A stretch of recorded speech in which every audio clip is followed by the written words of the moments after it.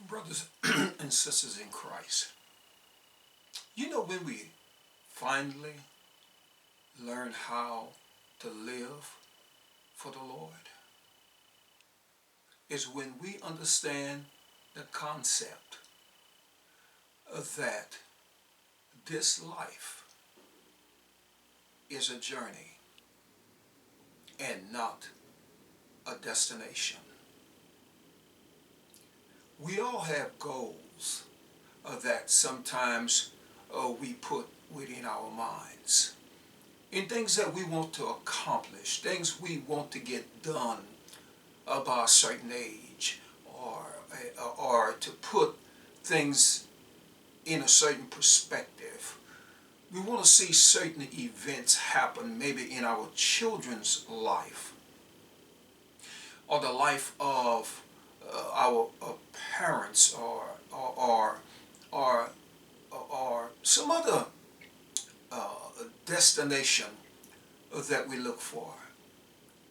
Because in our human mind, we believe that when we arrive, we will find a certain satisfaction, a certain joy, a certain blissfulness that's going to encompass our life forever.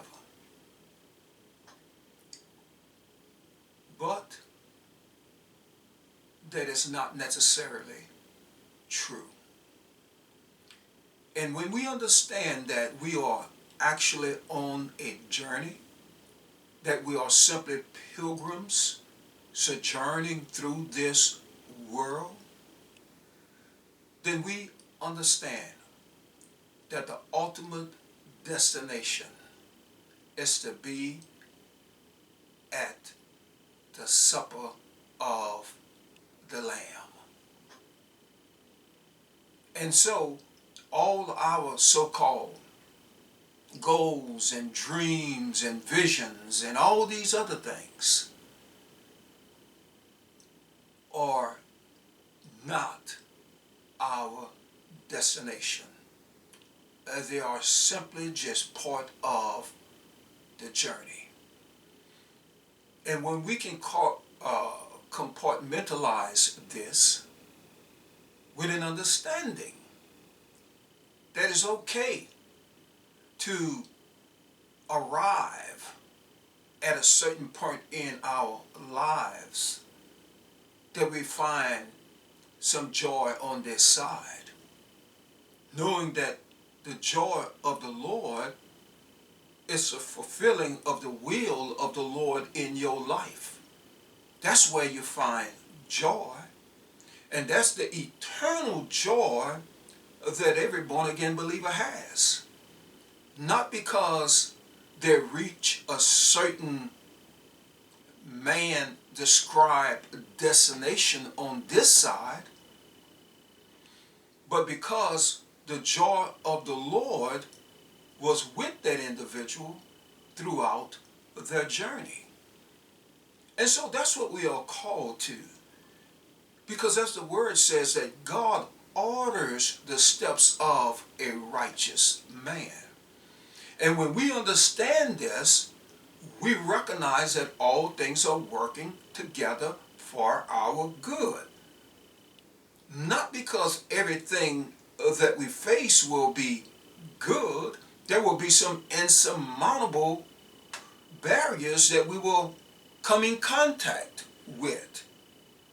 But we know that God is with us. As David wrote, though I walk through the valley of the shadow of death, I will fear no evil. So when those barriers come, they will not bring fear to me. They will not cause me to run the other way. It will not cause me to say that this cannot be coming from God, because God would not put a barrier in my way. You'd be very surprised if it wasn't for the barriers that God would put in our way. We would walk over the precipice and fall to chaos and confusion in our lives. But those barriers makes us take another direction where the Lord desires for us to be. So let us always remember that this life is a journey, never meant to be a destination. We take life as it comes, and we thank God that we were part of His master plan.